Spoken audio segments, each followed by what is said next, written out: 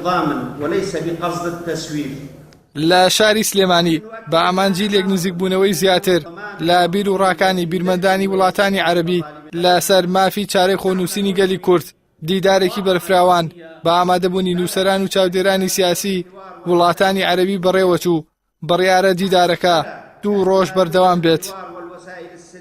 ئەمیان لێرن ینی شەتنی هەمویان لەگەڵ هەموو خیاراتانە بن کە گەلی کوردستان هەڵبژێن بەڵام بەشی زۆری لەوانن کە پشتیوانی مەسەلەی کورد و مەسەلەی کوردستان و بێگومان مافی چارەی خۆنووسینی گەلی کوردستانەکەن بەس ڕەنگە تێبینیان هەبێت لەسەر تەوقیتەکە تێبینیان هەبێت لەسەر ئایندەی پەیوەندەکانی کوردستان لەگەڵ عێراقی کوردستانی سەربەخۆ لەگەڵ عێراقی نوێ کە دروست دەبێت دوایەوە.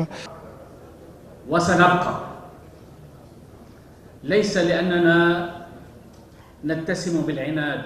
ڕووناک بیر و چاودێرانی سیاسی عەرەب لەو بڕوایەدان ئەنجامدانی ڕیفراندۆم لە 25 ئەیلولدا کورد و ناوچەکە ڕوبەڕووی مەترسی و ناسەقامگیری زیاتر دەکاتەوە. نوێنەری وڵاتی ئەردەن لە کۆنفرانسی دیموکراسی و مافی چارەی خۆنووسین ڕایگەیاند ئەوان لەگەڵ دەستەبەرکردنی مافەکانی گەلی کوردان لە چوارچێوەی عێراقی یەکپارچەدا.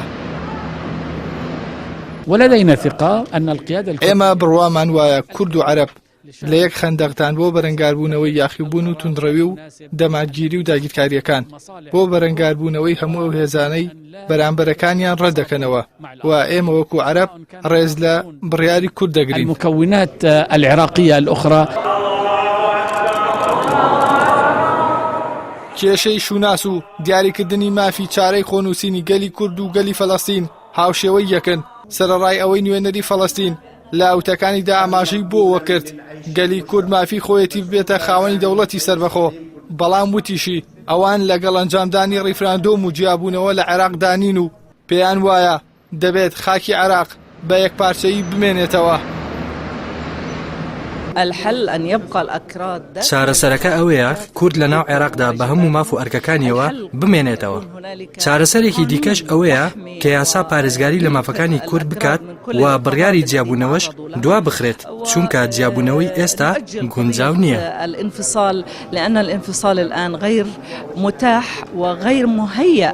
The position of the United States that this referendum is ill-timed and ill-advised. It is not something that we can support. ڕیفراندۆمەکەی هەرێمی کوردستان ڕوبەڕووی زۆرترین ڕەخنە و دژایەتی بووەتەوە لە سەر ئاسی ڕۆژهەڵاتی ناوەڕاست و وڵاتە زلهێزەکان لەگەڵ نزیک بوونەوە لە وادەی ڕیفراندۆمیش هەڕەشەی وڵاتانی زلهێز جددیتر و ڕوونتر دەبنەوە. هاوکات لەسەر ئاستی ناوچەیش چاودێران و ڕۆشنبیرانی عەرەبی تا ئێستاش هیچ پشتیوانیەکی جددی بۆ مافی چارەی خۆنووسین بەدی ناکرێت و هەمووان لەگەڵ یەکپارچەیی خاکی عێراقدان. ئیحسان سابر، کەناڵی ئاسمانی، پەیام، سلێمانی.